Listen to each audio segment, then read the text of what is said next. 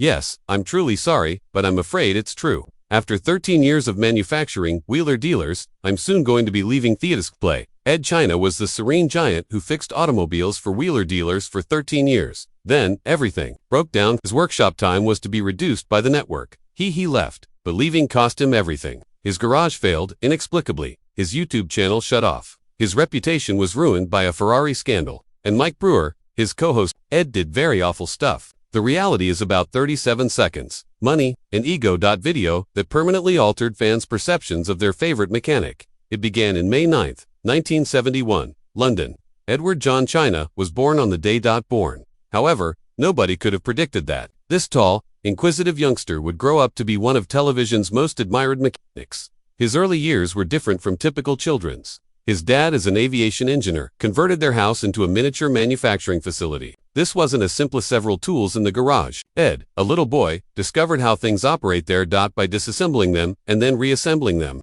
Ed spent 12 hours playing video games, while the other children days spent testing mechanical components and electrical systems. He was more than simply a machine toy. He researched them, put them to the test, and then rebuilt them until they were flawless. Even when Ed's desire for perfection was evident at such a young age, the simple fact that anything worked did not satisfy him. It has to be perfect. His father continued to push him with increasingly difficult tasks. With time, after repairing toys, the child was now constructing intricate machines with moving parts and functional electronics. His justifications wheeler dealers subsequently appeared so straightforward because he had spent years practicing simplifying the difficult. But he didn't have an easy time at school. He attended Surrey's King Edward's School. Rich pupils who played rugby at a prestigious residential school, who were more concerned with fitting in than meant engines. Ed stood out at 6 feet 7 inches. And not only due to his stature, he had no interest in sports or popularity. In his spare time, he would mentally solve issues and draw machines. That made him unusual. Additionally, setting, which was different, meant being alone. However, that same seclusion forced Oswald to have faith in his own intuition. During those silent moments, Ed made the decision he would never compromise inaccuracy for fame. In 1989, he dropped out of school. He brought that attitude with him to college. At London South Bank University, Ed enrolled in the program for engineering product design. He really discovered his beat. His manner was well suited to the course's emphasis on both creative and scientific thinking. Teachers' his capacity to communicate as well as build was immediately apparent. He could turn transforming complex engineering language into easy-to-understand, captivating teachings that would eventually attract millions of viewers. Although Ed was handling 35 automobile projects at once, while other students were juggling a few tasks. It's not a typo, 35. Not to mention the enormous double-decker bus he purchased and transformed it into his house. Indeed, although some people lived in dorms, Ed lived in a bus that was completely wired, heated, and piped. It became a legend on campus. Inside, he had space to work, live, and dream up the next great thing. It wasn't Ed was brilliant. It was just cool. The sofa then arrived.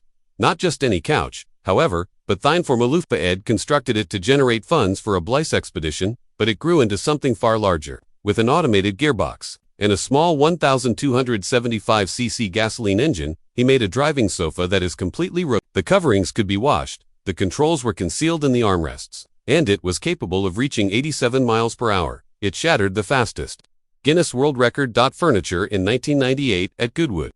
Above all, it demonstrated that Ed did just think differently. He produced. Most individuals were unaware that there was a family behind the screen, silently lending him support. The tone had been set by his father's engineering lessons. Imogen, his wife, assisted in overseeing the business side of his ventures. Additionally, the stunt director for the Italian project was his father-in-law. That relationship did how to combine visual storytelling with mechanics. Building cars wasn't the only thing involved. It was about creating. They are important to humans. Ed had no strategy or plan when it came to television. Relationships. He just arrived with the hope of finding work in the film industry. Edd China ended up pounding a battered Rover for that reason in 1994. Father Ted, the sitcom. He wrecked the car for a whole week before it appeared perfect, old, depressed, and ideal for a church auction. It was disorganized, work that isn't glamorous. However, he adored it. It felt natural. As the actors remained in London with the younger crew while filming in Ireland, a done issue arose. It was necessary for Father Jack's wheelchair to move independently. The crew continued to over-design it using chains and motors that never worked. After examining it, Ed chuckled and questioned, why not simply use a starter motor? Ultimately, they used a rope to pull it, but he remembered the lesson. Basic concepts frequently prevail. Even though it was a brief moment, it influenced his approach. Engineering indefinitely. Edd went one step further by 1999. He began Comfy Banana Limited is an absurdly named firm. However, underlying the moniker was a clever concept. Construct crazy cars that look like furniture. These weren't tricks, they were fully insured. Roadly machines, his bathtub, car, and sofa for approximately $3,000. You could rent a bike, a motorized restroom, and more. According to the event, they were eagerly paid for by business events and advertising firms. He went beyond couches. He produced mattresses, grocery carts, and even a fully mobile restroom. The bog standard, one of his most extravagant creations, could accommodate passengers in at 68 kilometers per hour in its sidecar bathtub. What appeared to be humor turned out to be witty. Serious engineering and marketing. He added another business by 2009, referred to as Grease Junkie. It served as a garage and a business selling goods connected to dealers of wheelers. He expanded his sources of income from his technical expertise with each new endeavor. He was more than a television. No longer a dude. He was in charge of a tiny empire. However, Edd was aware long before that the importance of being recognized. He made an appearance on Top Gear Live in 1998 at Silverstone, operating the casual loofah, his well-known motorized sofa. He appeared in a film that Jeremy Clarkson released that same year, in which he raced the sofa against actual automobiles. It was insane, but it was effective. All of a sudden, everyone in Edd China was well known in the automotive industry. He maintained the momentum with consistent lisses on the large breakfast, showcasing innovations such as the driving bed and the bathroom car. He joined in 2000. He was the regular designer for Panic Mechanic by 2002 after winning the Scrap Heap Challenge. His reputation grew with each show. Thus, Edd had followers when Wheeler Dealers debuted in 2003, and legitimacy. The Guinness World Records followed. Edd struck in October 1998. He broke his first record by traveling 140 kilometers per hour in a furniture lorry. He didn't stop though. He constructed the world's largest motorized shopping trolley in 2005, nearly 3 m tall. His bog standard set the record for the fastest bathroom in the world in 2011. Car, reaching 68 kilometers in Milan. However, the most significant record may have come from 2020, with a speed of 118,964 kilometers. Edd constructed the fastest electric ice cream van. It wasn't merely for amusement. For environmental reasons, diesel vans were prohibited in London. Explanations. Edd also recognized a chance. He developed a kit for electric conversion to maintain the legality and survival of these legendary automobiles. It was a purposeful record, and every creation, TV appearance, and record was a part of a bigger scheme. He created a complete company plan out of a school assignment. Businesses, his cars were rented for at least $3,000. Exposure came via TV. YouTube introduced more admirers. Records, consulting, and merchandise added up. In 2003, Discovery Channel took a risk. They wanted more than simply another auto show. Their goal was to alter how people perceive TV car restoration. Thus they chose two distinct characters with great consideration. Edd China is a tall, serene, brilliant technician who could break down difficult repairs into easy steps. And auto salesperson Mike Brewer was skilled at both buying low and selling high. They started Wheeler Dealers together. It has nothing to do with showy automobiles or stunts. Finding old, damaged cars, repairing them with actual expertise, and turning a profit were the goals. Edd wasn't merely a mechanic. He was an overalls teacher. Mike added vitality and business, and nobody could have predicted how well the combination would work. However, tension was present from the beginning. Mike concentrated from a business perspective, completing transactions and quickly turning automobiles around. Edd was all about the specifics, though his goal was to become a teacher. He wanted the audience to comprehend each tool, wire and bolt, wire and bolt. They chatted and laughed on screen. Their sights slowly faded off screen. Separate. Mike even declared Edd his godfather and referred to him as his best buddy. However, having a tight friendship didn't prevent them from becoming irritated. Mike tended to focus on entertainment. Edd persisted in arguing for additional workshop time, and that silent dispute over the shows there was always a purpose. Edd might not have initially recognized that the format subtly elevated him to the top of the list. Each episode had a straightforward structure: purchase, repair, and sell. However, viewers didn't pay much attention. They observed visit Edd, his six-even build, his soothing voice, and his attention to detail made the workshop segments will never be forgotten. He clarified that he did more than just fix automobiles. They were adored by the public. As the popularity of the show increased, Edd remained modest, hardly realizing how indispensable he had become. That silent modesty would conflict with a network later on that didn't seem to get why the show was successful in the first place. Dealers of Wheelers exploded outside of the United Kingdom. It was broadcast in 220 regions and received over 200 million people watched, became a worldwide hit on Discovery Channel. Spin-offs came after Wheeler Dealers in France and even trading up dream cars. Mike and Edd became well known in South America, Asia, and Europe. However, with that pressure followed worldwide triumph. The network made money. They desired speed. Turnarounds, increased entertainment value, and reduced complexity. Products began to be sold under Edd China's Junkie brand.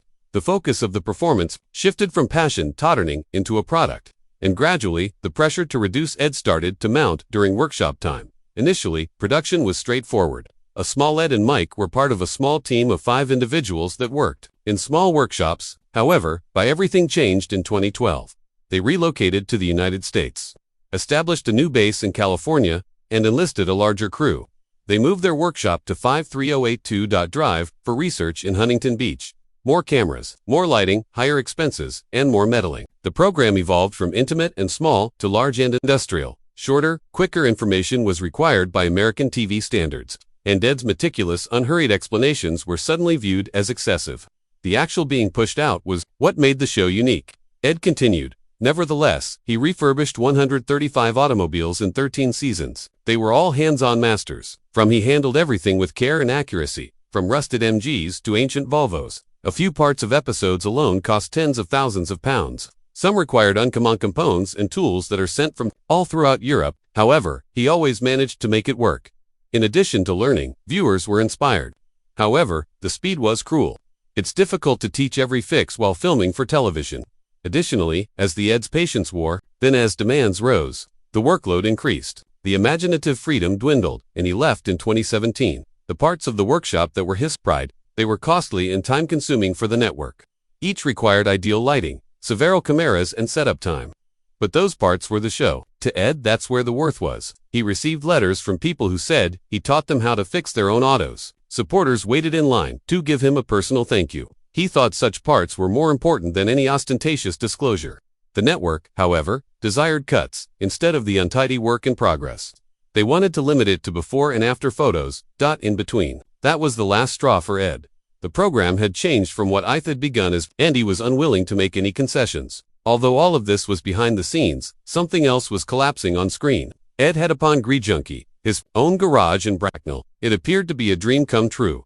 True, the magic of the show in the real world. However, by 2016, the company went beneath. They liquidated the garage. Despite his brilliance, Edd had trouble with that commercial side, and the show lost its dependable workshop as a result of that collapse. Base. Once more, the production had to change. It dealt the educational system yet another setback.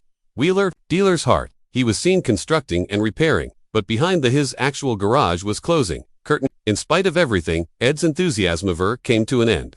Outside of the show, he pursued world-class inventions and documents. He constructed the office desk with the quickest motor, which was 140 kilometers, across Westminster Bridge. He constructed a functional toilet that reached 68 kilometers per hour, an enormous grocery cart that was more than 3 meters tall, as well as an electric ice cream van. 118 kilometers per hour was broken. That van was more than a gimmick. It was his response to London. Prohibiting outdated diesel ice cream vans due of their air pollution. Edd sought to demonstrate going green would not slow you down. Breaking his record wasn't only a good time, it was purposeful creativity. One aspect of Edd's life persisted, despite all the tumult. Grounded. His union with Imogen, a talented Norwegian entrepreneur. She graduated from one of the best universities in Europe with a master's degree in business and economics. She served as a director in several businesses, such as media companies and Junkie. They got together at a restaurant, fell in love, and got married in a London private ceremony. In spite of everything the spotlight, they maintained a low-key romance. No drama in public, no attention-seeking, just calm devotion. They may have chosen to have children, but there is no indication that they ever did. However, Imogen wasn't merely a supporting character. She played a significant role in PR management, constructing brands, and providing Edd with backstage assistance. Edd China and Mike Brewer made Wheeler Dealers a worldwide sensation. However, the tension behind the scenes was escalating like fresh paint on rust. Brewer desired drama, humor, and action. The type of content that captivated Pleto, the display. China desired nuance.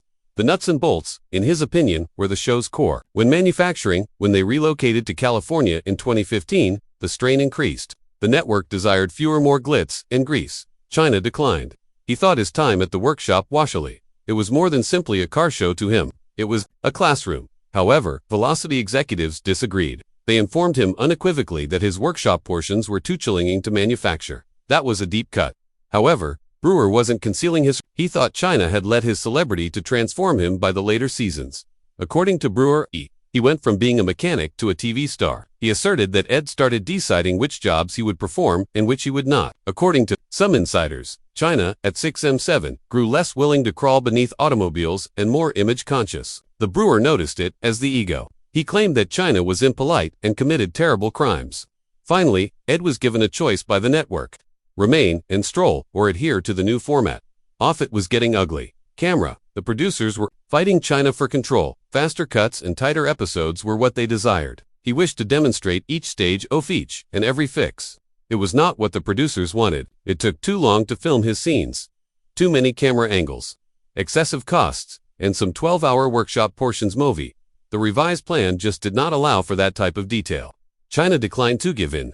For him, to miss a step was to lie to the audience. The cash was thelus nail. California wasn't inexpensive. Studio, equipment rentals, and union labor had all added up over time. The manufacturers determined that reducing China scenes would result in significant financial savings. Less time spent in the workshop meant thousands of dollars saved. It seemed like a wise business decision to the network. In China, it was betrayal, and others became aware of it. Chinese perfectionism, according to crew members, reduced the speed of things. 3 whole reshoots were required for some scenes to fulfill his norms, according to one YouTuber. A straightforward collaboration with him became a nightmare of demands and delays. Fans in China were becoming irritated as well. By 2022, his independent Patreon backers began to voice their displeasure. Videos that were promised never appeared. Technical schematics weren't sent. Then his entire PayPal and Patreon setup disappeared one day. No justification. Discovery has previously established a foundation in 2016. They transferred the program to Velocity in the United States from Adaboy TV in the United Kingdom. It was a complete reset. The comfortable British garage is gone, replaced by a shiny, rapid-fire American style. A craftsman's corner was not what they desired. They desired a content generator. One by one, China's world was vanishing. Then arrived the moment that broke him. According to Velocity, the entire performance was too challenging to produce in its original form. His scenes in the workshop were dubbed Daisu. They needed the greatest amount of money, time, and lights. Thienzwa. Either eliminate them or reduce them down. Later, China said that it seemed as though they were ruining the things he had done in life. He was unaware of the show's transformation. When he departed, the figure's Relocation narrative, old and new episodes were compared in an independent analysis. Workshop portions lasted an average of 20 minutes and 31 seconds during China's tenure. That decreased to barely 15 minutes and 30 seconds after he left. A few episodes, 11 minutes of technical information, that's a reduction of almost 50%.